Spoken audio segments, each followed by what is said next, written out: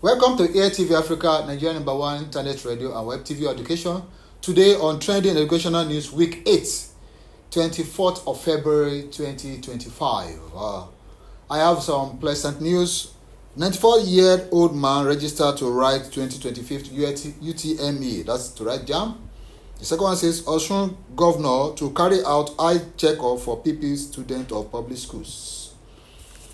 Imo State University medical lab student decries injunctions delay NYC mobilization. And I have again here, Tinubu appoint new rector for Nigerian College of Aviation Technology, Zaria. The next one, Neco accredit more schools in Equatorial Guinea. That's a wonderful one. Today I have a guest, an in-house analyst. Is going to join me to do justice to this headline news on education for this week.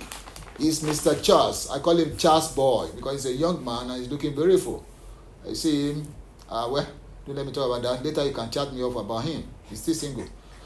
Today, Mr. Charles, you're welcome to Air TV Africa. Thank you very much, Abifab. I'm glad to be on the show. Thank you very much. In-house analyst.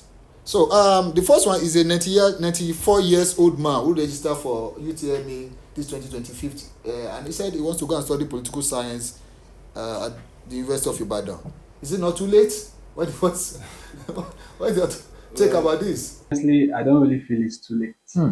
At 94? At 94, we might feel like, oh, he might die soon. His time is almost up. But, as long as there's life, there's hope, and if he wants to go for something, he should keep going for it. To me, it's a very inspiring story for the youths who, at this time and age, they don't see education as anything. Wow. So they're always like, there's no point, there's no need. But this is somebody who is so old. You'll be like, this man is almost old. He has one. A grandpa for that matter. And it still shows them that if you want something, no matter the time or age or how many years has passed, you can still always go for your dream. I think this is a nice one also. To Nigerian youth, or all youth in Africa watching us, this is a nice one. At 94, he's not too old, and he said he wants to go and study political science. If God keep him alive, he might be the governor of his state. Because for him to say he wants to go and study political science, that means he's interested in politics. The next one says, Osun government to carry out eye checkup for Pupils students of public schools. I don't know. I'm hearing this for the first time where a governor of a state is going to carry an eye test because he said not performing in the class can also resort to having bad vision. What do you say to that also? To me, it's a very commendable thing the governor is doing. I don't think I've heard any governor doing that for the first time. And in this day of technology, we have TV, we have phones, we have laptops. So many young ones are staring at screen 247.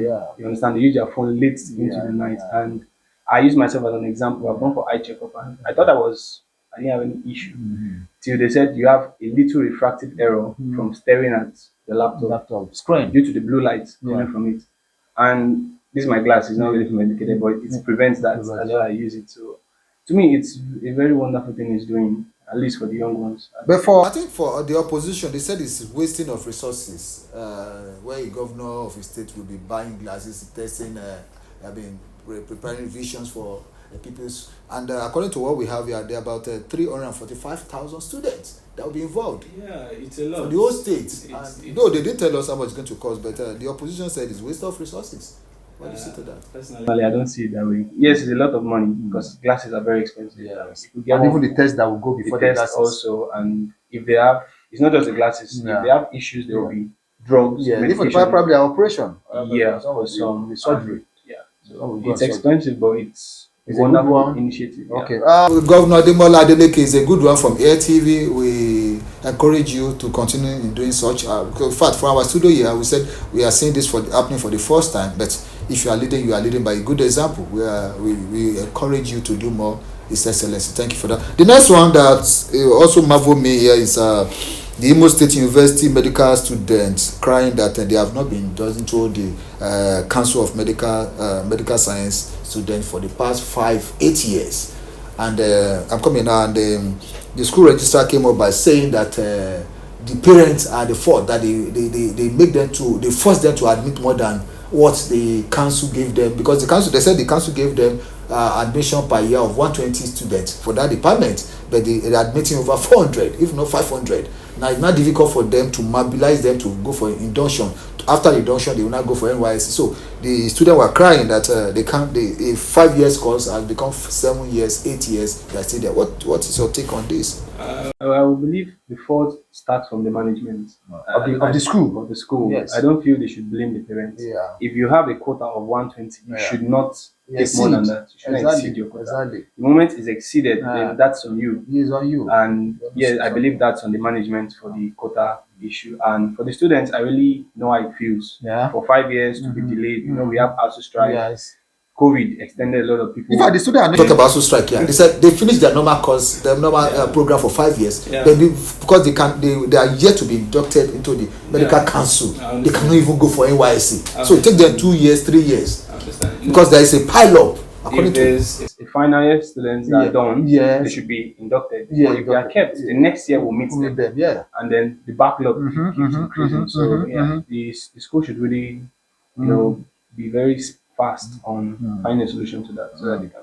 In fact, outside this, there was a time the Council of Legal Education have to hammer some schools, universities that some private universities, some public universities were involved. That also they gave them some 120, 150, 180. They some even admitted over 1,000 in Faculty of Law. And thank God for the Council of Legal Education. They hammered them and took the courses out of those schools. I think this medical council should also do the same thing. The student also alleged that over 1,000 students have paid for the induction fee, which is 145,000, and still up till now they have not been mobilized.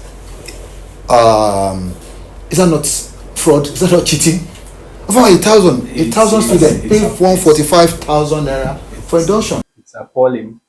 Especially when money is concerned, it gets more sensitive and it gets more, serious. So I believe the school really needs to address that, not just making the students, come to a consensus and agree that okay, we are going to induct you people, we are going to allow you go for service, so that all this issue can just be put to. So the school has 100% default in this case. Here, the school vice chancellor, the registrar, and the dean of medical science department of medical lab said they have met with the secretary of the medical council and they are working on it.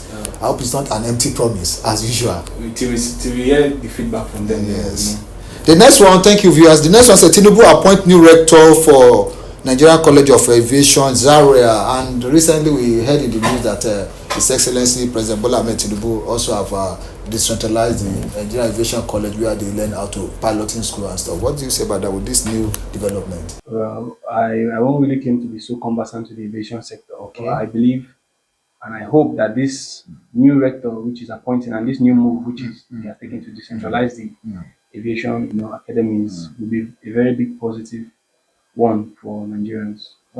They said before his appointment he was a lecturer at the Federal University of Transportation, the new university that was created during Buhari regime.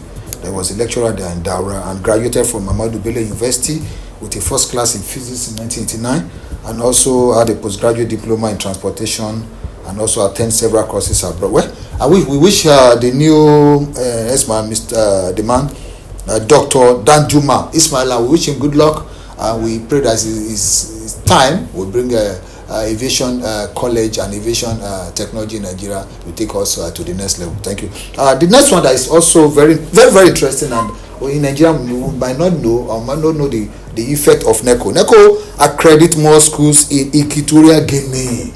It looks so somehow, and so why they are not widely accepted in Nigeria, they have been accepted all over African country because they just open centers, they just approve centers, and even in Equatorial Guinea, they have in Togo, they have in Benin Republic, they have in Central African Republic. What is your take on this? It's a wonderful move for the countries and for the students in those countries, giving them the ability to be able to take that West African exam. Definitely, we might see it as a normal thing because we grew up with the idea of Neco. We don't see it as a big deal. But for them, I believe it's a very big win for the educational sector. So, in fact, it's surprising. We know before now that WAEC is West African country, and we have been doing this even before Neco came on board. And now Neco is having branches in Africa and West African countries. This is a good one. I think we applaud the management of Neco and the federal government of Nigeria, even the Minister of Education, of giving Nigerians, giving us a blue So it's a good one for Nigerians and for us in Nigeria and as educationalists, and for us also here in Air TV, Nigerian educational station in Nigeria, to hear that Neco is doing something like this is a good one. Dear viewers, we come to the end of today's educational news for week 8, 24th of February 2025. My guest will see him regularly here. In fact, at times he will come here to come and host you when I'm not on seat. He will be your anchor once in a while, and also will come here and he's a good analyst. You can see from him with his diction and everything that Charles will be doing a good work for us here on Air TV for some time. So in your comment box, say something about him. Subscribe to Air TV Africa on YouTube. This is our weekly bulletin on education, which we are on week 8. Week 9 is coming up, week 10 is coming up. God keeping us alive. If you have not subscribed to this channel, please quickly subscribe, share our video, make comments, and we are for you. See you next week. Bye for now.